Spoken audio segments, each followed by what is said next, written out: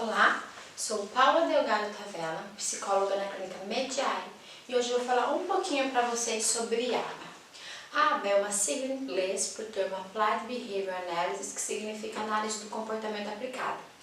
A ABA não é utilizada só para o transtorno do espectro autista.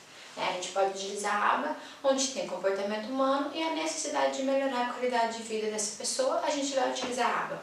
Mas hoje eu vou falar especificamente do ABA aplicado ao autismo.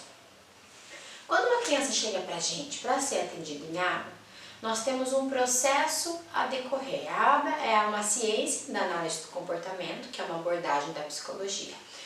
Então, quando a criança chega para a gente, nós temos um caminho a percorrer com essa criança. Essa criança ela vai ser submetida a uma avaliação comportamental.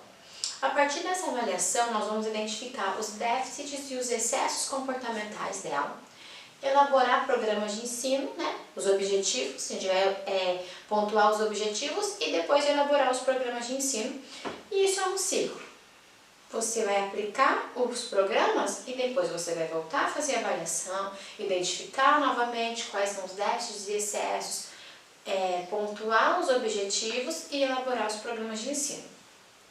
Quando a gente vai falar de ABA, a gente tem que entender que existe o ABA estruturado, e a parte incidental do ABA.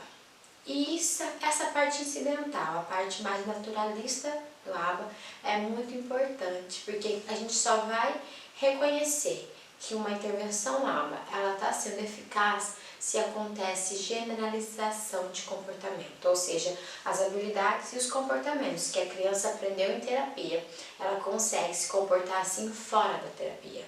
E para a generalização é muito importante a gente submeter a criança ao ensino incidental, que é a parte, gente, que não está estruturado, que não está em uma salinha fechada, mas está mais próximo do ambiente natural da criança.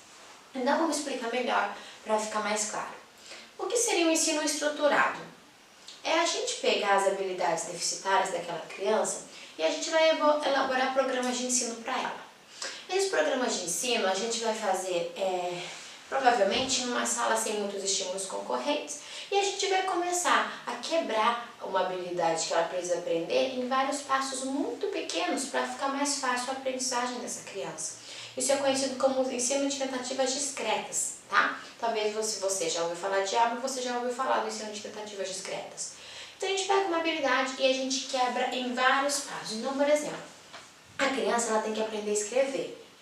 Só que para uma criança aprender a escrever, ela precisa ter a habilidade de pegar no lápis. Parece simples, mas não é. A criança precisa ter o comportamento motor fino, bem estabelecido, para ela poder pegar no lápis. Se ela não tem um comportamento motor fino, nós precisamos ensinar isso para ela. Então nós vamos fazer um ensino, por exemplo, um programa de imitação, em que a criança vai precisar utilizar comportamentos motores finos, que são esses que eu estou fazendo durante que eu estou falando, para ir ajudando nessa aquisição dessa habilidade. Porque não tem como eu pedir para a criança escrever a letra A se ela não sabe segurar no lápis. Se ela não sabe segurar no lápis e ela não tem um comportamento motor fino bem estabelecido, ela precisa aprender. Então, isso que é a gente diminuir em vários passos um ensino de uma habilidade que a gente quer ensinar para a criança, tá?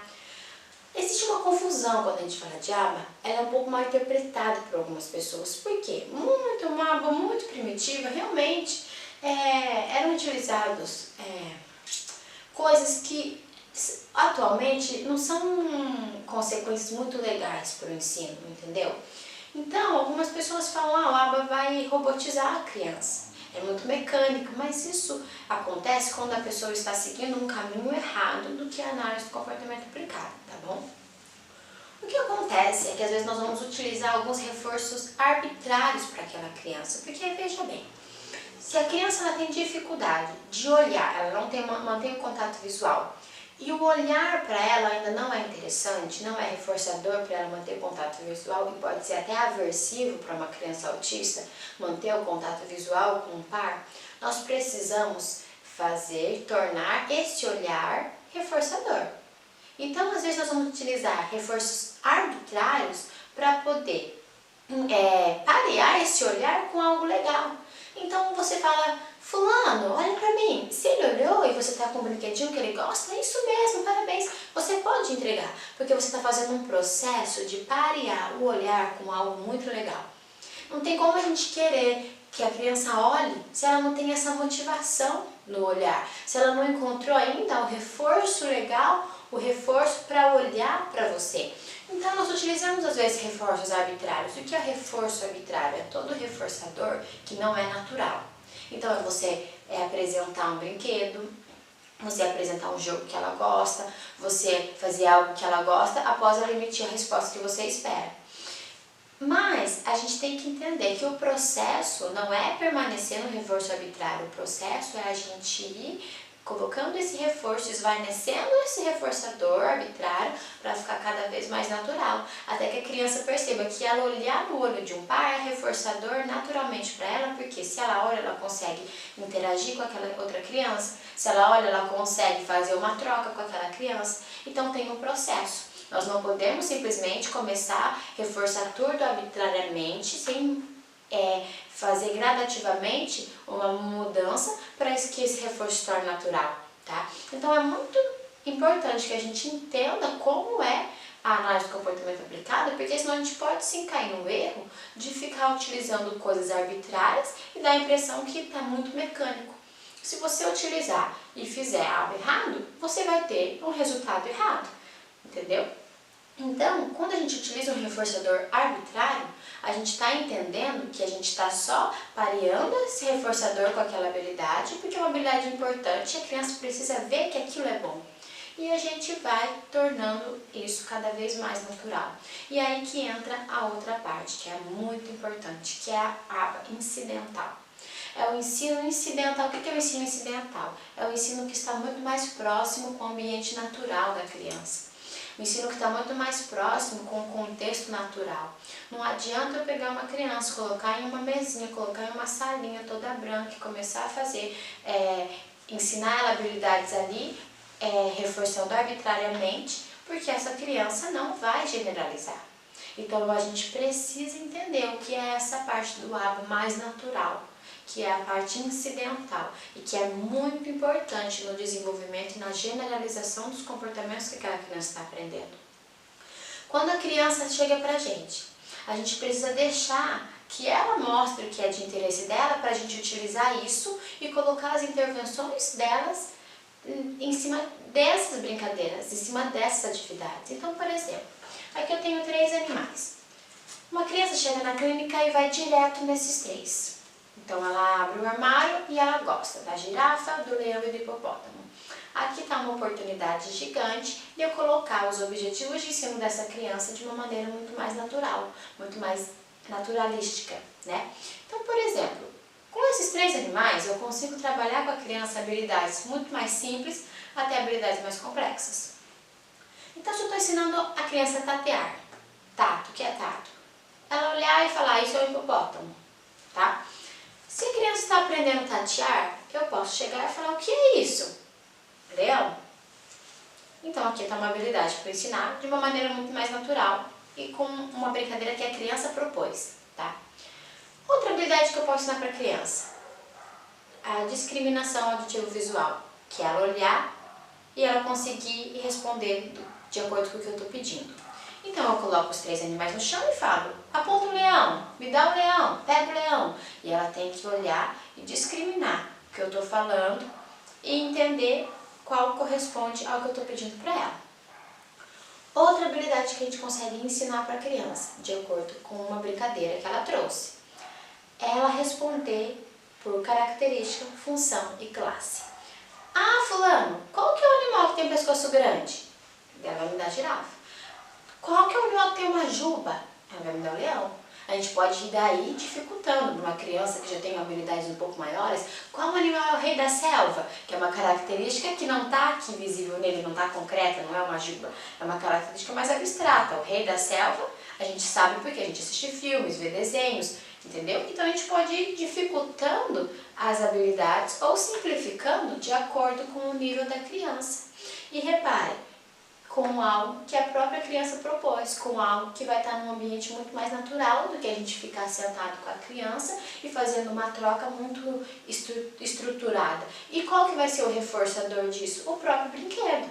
Ah, qual animal que ruge muito alto? Leão. E daí ela vai ter o leão. Fica muito mais próximo do natural. Então a gente tem que entender que algumas habilidades a gente leva assim para o ensino mais estruturado. Porque a criança precisa aprender a responder. Tem crianças que chegam com habilidades muito deficitárias, então a gente vai ensinar a criança a responder de pouquinho em pouquinho, mas a gente precisa necessariamente expor essa criança a um ensino mais naturalista, a um ensino incidental, onde as nossas habilidades ensinadas para aquela criança vai estar muito mais próximo do contexto dela.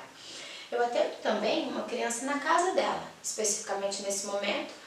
Eu acompanho uma criança em casa e é muito legal, porque em casa a criança tem comportamentos que às vezes não aparecem em sessão. Em casa você consegue intervir de uma maneira muito mais direta naquele ambiente natural. Então, quando a gente vai falar de aba e de ensinar habilidades para as crianças, a gente precisa entender a importância da gente se inserir no ambiente daquela criança de acordo com a necessidade daquela criança e daquela família, tá? Então é muito importante que a gente vá para a parte natural. A criança, e até com brincadeira, gente, que parece que não tem muita função de ensino. Aqui na clínica a gente tem algumas argolas, e tem criança que gosta dessas argolas. E às vezes as crianças autistas, elas têm alguns rituais. Então pega a argola e começa a enfileirar, pega a peça e começa a empilhar. Então às vezes a gente já quer automaticamente bloquear esse comportamento. Então a gente pode utilizar isso para ensinar. Outro ponto muito importante que a gente precisa falar, quando a gente vai falar de intervenções baseadas na análise do comportamento, é a análise funcional. O que é análise funcional? A gente analisar funcionalmente o comportamento, ou seja, a gente pega o comportamento-alvo. Então nós vamos estabelecer e encontrar qual é o antecedente desse comportamento igual a consequência, ou seja, o que causou esse comportamento, que é o antecedente, e o que a criança recebeu após se comportar assim, que é a consequência. Quando nós fazemos essa análise, nós conseguimos identificar o que tem causado determinado comportamento e o que tem mantido ou o que não tem mantido em caso de comportamentos adequados. Nós precisamos aplicar consequências reforçadoras para comportamentos adequados ou extinguir comportamentos inadequados. Então, quando a gente vai falar de intervenção em análise do comportamento, a gente precisa entender também que precisa ser feita uma análise funcional dentro dessa toda intervenção que nós estamos fazendo, porque assim nós vamos conseguir identificar antecedentes e modificar antecedentes e identificar consequências e aplicar a consequência correta para cada comportamento. Era isso que eu queria passar para vocês hoje. Muito obrigada e até a próxima!